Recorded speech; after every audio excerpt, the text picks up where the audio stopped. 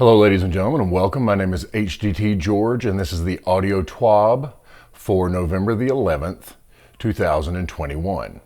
If you would please, down below you here, like and subscribe.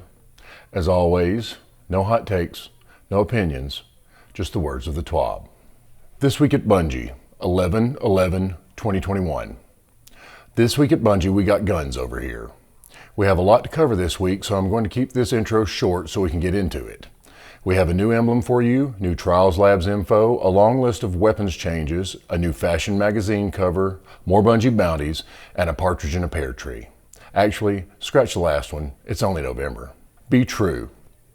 Everyone at Bungie, both trans developers and allies alike, stand in support of our transgender and gender nonconforming community. We join the call to end anti-trans violence and discrimination. The stars burn brighter because of your courage, unwavering strength, and pursuit of truth.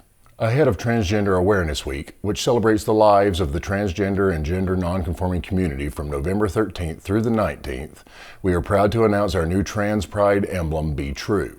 Your light inspires, helping guide us all on a path to a better future. May it only shine brighter. As Transgender Awareness Week leads into Transgender Day of Remembrance on the 20th, a day to memorialize the lives lost to transphobic hate and violence, we also recognize the hardships this community faces. We invite anyone and everyone to join us in this remembrance by donning this new emblem. Unlock it using code ML3-FD4-ND9 on our code redemption site.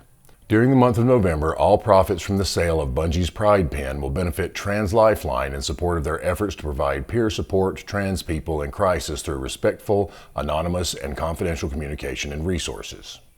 Back to the lab again. This week we are revisiting Trials Labs with Capture Zone. A quick reminder, Capture Zone is still elimination with the following changes. 30 seconds after the round starts, a Capture Zone is enabled. Players can capture this zone to win the round or just eliminate the other team like normal.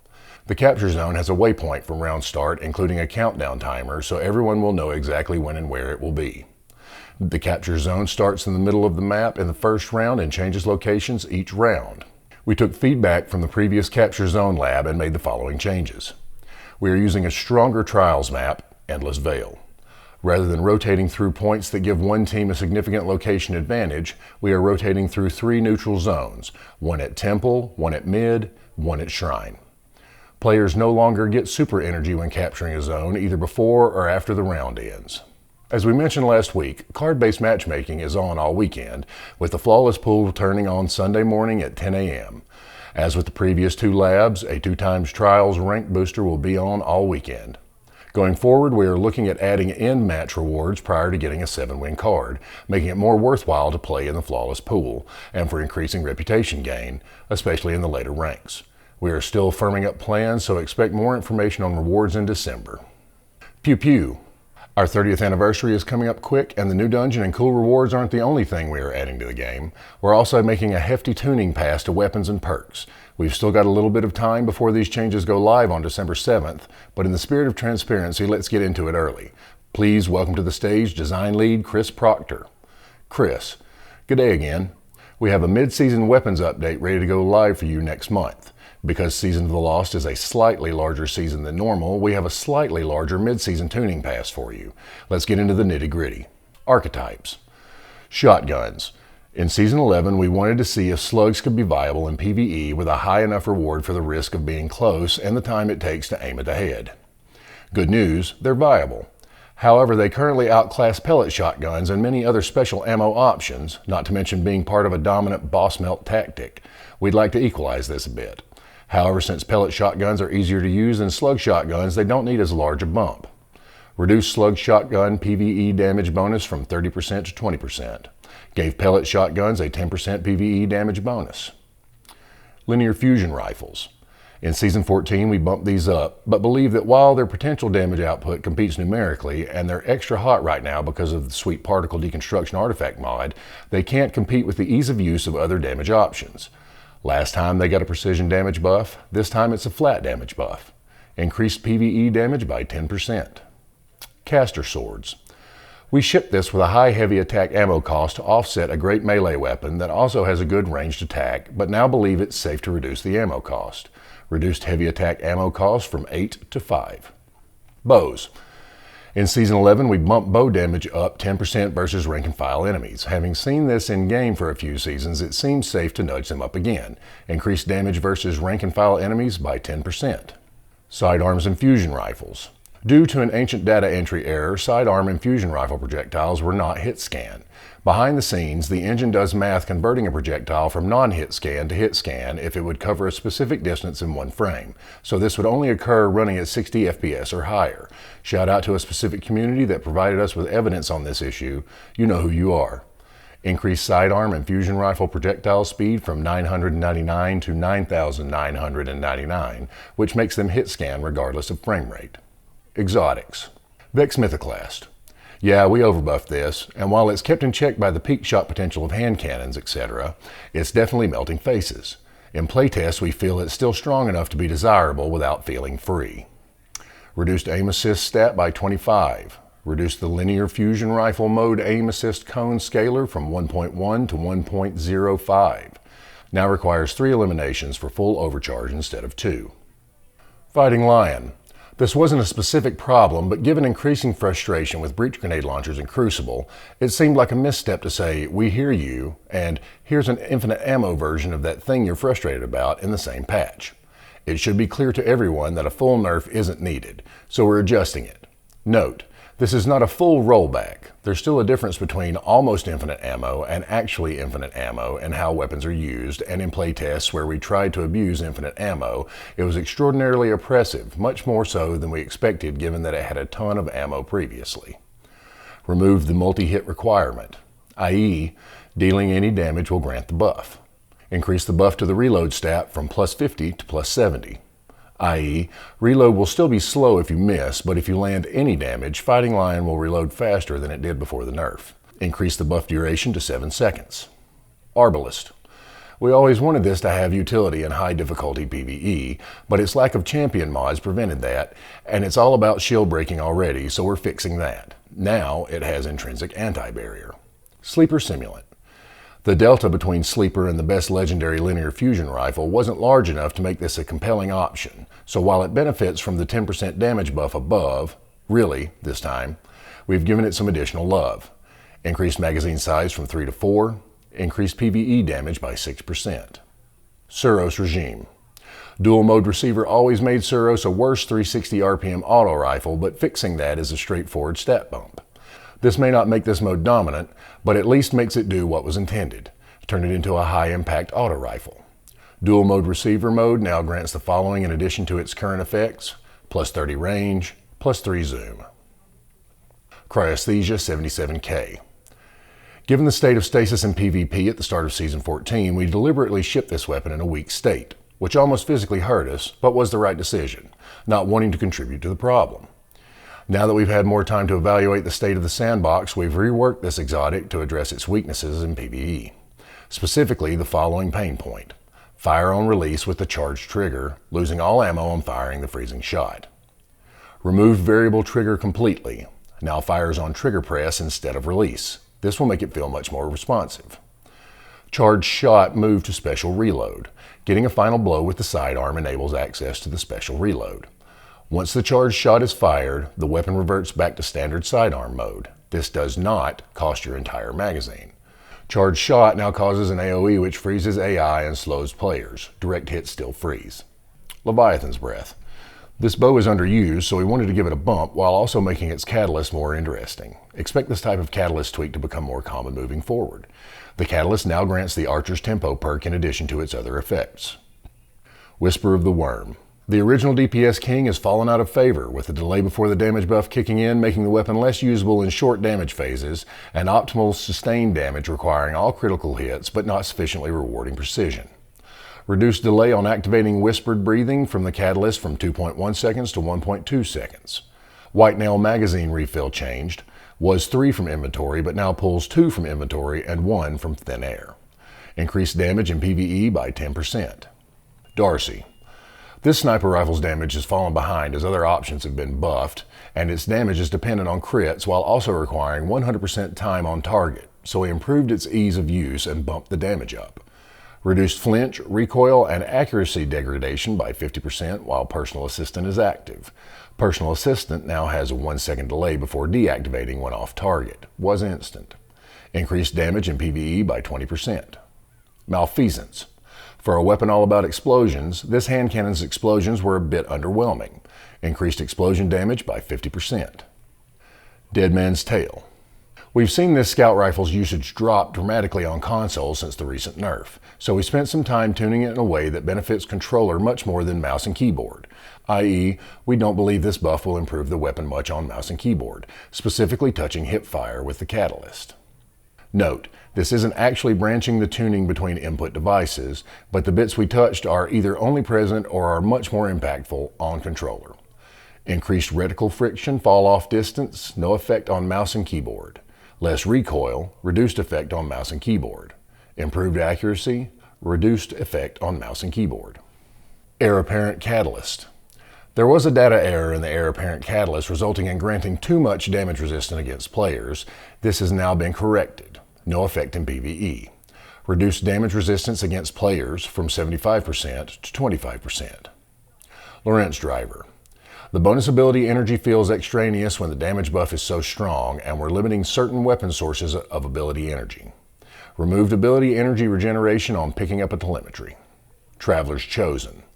The ability energy granted from the perk was on a curve that isn't intuitively understood.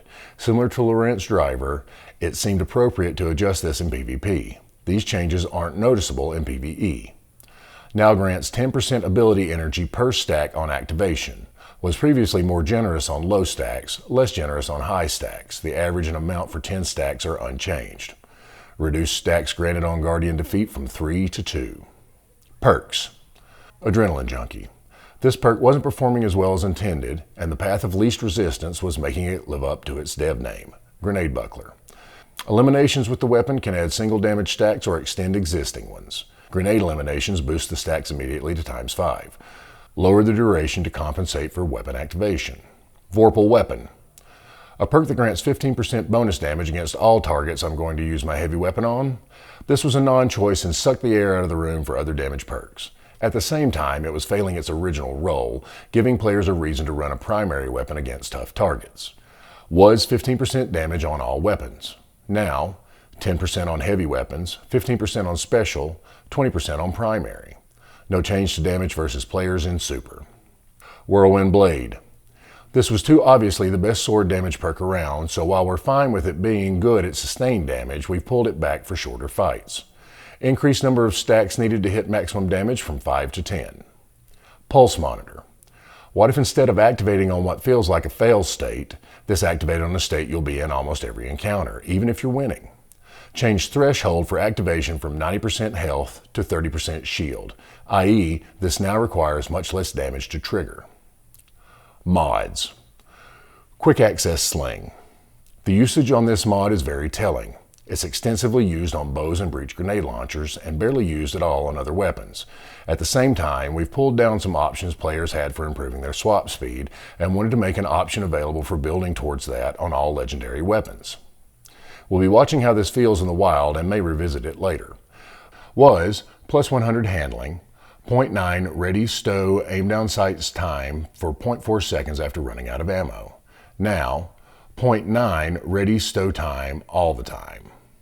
This change also applies to the swap mag perk as they use the same perk behind the scenes. Full auto retrofit. We've seen plenty of requests for an accessibility option allowing full auto fire, particularly on fast-firing semi-automatic weapons. We have a settings option in the works for a season after the Witch Queen launches, but decided to put in a stopgap to help players until we are able to ship it. Please keep these types of suggestions coming. Added a full auto retrofit weapon mod that enables full auto while the trigger is held, usable on legendary hand cannons, sidearms, scout rifles, and pulse rifles. This is unlocked by default for all players. The near future. Annual expansions are a good time for system-level changes, since they get so much more playtest time over a longer duration compared to a normal season. We don't like that the desire for exotic catalysts is largely driven by the orbs of power generation they provide, and have something in the works to let players build around that limitation. Weapon differentiation. If I have two Void adaptive hand cannons, one from the Suros Foundry and one from the latest raid, why do I care about one more than the other? The stats tend to be fairly close. Perk pools can be different, but there are only so many perks, and it's a stretch to say the perk pool gives a weapon its identity. We've got something shipping on all new and reissued weapons in the Witch Queen that addresses this issue directly, and are working to expand the same solution to all weapons that drop in the future. We mentioned in the last patch notes that we're not done with the special ammo economy in PvP, and have a further tweak coming that should help bring down the amount of ammo floating around. Exotic primary weapons already advance ammo finder mods much faster, but we want them to feel better in hard PvE content and are adjusting all of them to reach this goal. We're adjusting some exotics, some that consistently top the PvP usage charts in an impressive way, some that had their perks limited to a degree that's no longer warranted. We're looking at you, Chaperone. Cover story. Threads of Light is back. Our digital fashion magazine launched its second cover earlier this week with some hot new looks on display. Check them out. Big congrats to our winners Vanquish, Twisty, and Dawsonson. They came, they saw, they looked frabjous. The unveiling of previous winners means we have openings for new winners. So let's kick off another fashion show. The rules are the same. We will be hunting for good-looking guardians and sharing them on our suite of social channels across the globe. To enter, share a shot of your guardian's appearance page and use hashtag Threads of Light on Instagram or Twitter. You can also tag @DestinyTheGame or our account for your region for more visibility. We will be picking winners to give the emblem to up until November 18th, 2021. Of those winners, we will choose one Hunter, Warlock, and Titan to represent their class on the cover of the next issue, slated to come out sometime early next year. Design your look and wear it proud. We'll be watching. More bounties. Last week, we announced a slate of Bungie bounties all across the globe. They kicked off earlier this week and will be rolling out from now until November 20th. We've been keeping an eye on the feedback and saw requests for more bounties in LATAM and the UK, and have added a few to the schedule. Follows is a list of scheduled Bungie bounties. We added these to the full schedule from last week so you can have one place to check to see when the next bounties are going live. We're actively planning for more bounties in the future, keeping in mind regions, platforms, and more. If you have any suggestions, always feel free to sound off. Please remember to be respectful when visiting the streams of our featured community members. You are welcome to hunt them in-game, but keep it clean in chat. And even if you don't see a bounty in your game, we highly recommend finishing the match. If you quit enough games, you may land yourself some PvP restrictions. Happy hunting. Lullaby and good night. It's time now for an important update from our player support team. This is their report. Calendar change. With Trials Labs Capture Zone coming back this weekend, bonus Trials ranks will come with it. As a result, extra Nightfall rewards have been shifted to next week. User research emails. Earlier this week, Destiny 2 players in the US and Canada were sent an email and survey about a user research opportunity. Many players have reached out to us that they haven't received any kind of email from us in a very long time. This could be caused for several different reasons, but the best way to start receiving our emails again is to go to your Bungie.net profile, settings, email and SMS. Type in a new email, you can't use your old one, and check off every box, save the change. Note that some email domains such as iCloud may not work. You should receive an email from us asking you to please verify your Destiny 2 account with a link inside the email. If you are signed into your Bungie.net account, you will be taken to a Welcome to Bungie page. If you're not signed in, you will receive an error page, so you need to sign into Bungie.net first before clicking the link in your email. This should verify your email address with our system. We are currently working to improve some of this experience so that you can see the verification in your profile settings. Hotfix and upcoming extended downtime. Destiny 2 Hotfix 3.3.1.3 went live this past Tuesday to fix a few issues. Log into your platform to begin the download. Next Tuesday, November 16th, Destiny 2 will undergo extended downtime again from 5:45 to 9 a.m. Pacific. Known issues. While we continue investigating various known issues, here's a list of the latest issues that were reported to us in our #help forum. We're investigating an increase in rutabaga errors. The Frenzy and Rampage perks and the Rampage spec mod are all named the same in Chinese. The Wicked Overgrowth shader isn't available for players who completed their Iron Banner quest on all their characters before our fix went out to correct the issue. If players start the Lost Lament quest on one character and complete it on another, Banshee still tries to give the Broken Blade to the first character to complete the quest that no longer exists. When Warlocks perform a Phoenix dive, they can't slide for 5 seconds. For a full list of emergent issues in Destiny 2, players can review our Known Issues article. Players who observe other issues should report them to our #help forum. Loud noises. 3, 2, 1. Movie of the week is go for launch. We have new community created videos ready to blast off. Here are our picks for this week. Movie of the week, Titan Space Squadron. Movie of the week, Paint Job. If you don't know the drill, each of the creators of these fine films will be taking home a special emblem.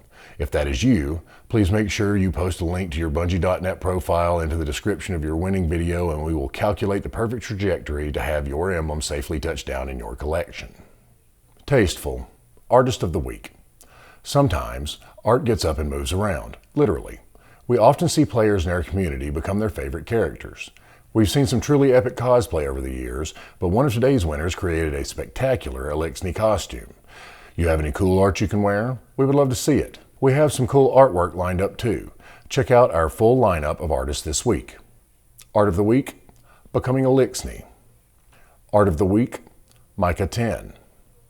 Art of the Week, Ribbon. If you are the artist that created one of these pieces, congratulations. Please make sure to reply to your post with a link to your Bungie.net profile, and we will get your special artist emblem sent out. Well, that was a lot of information. If you made it this far, bless your heart. You're our kind of people. While every TWABs leading up to the 30th anniversary might not have this much meat on the bone, I can promise they'll all have plenty of gravy and stuffing. See you soon, Cosmo. Ladies and gentlemen, thank you very much. That was the audio TWAB for November the 11th, 2021. If you would please, down below you hear like and subscribe. You can follow me across all social media at HDTGeorge. And as always, remember, fight the status quo.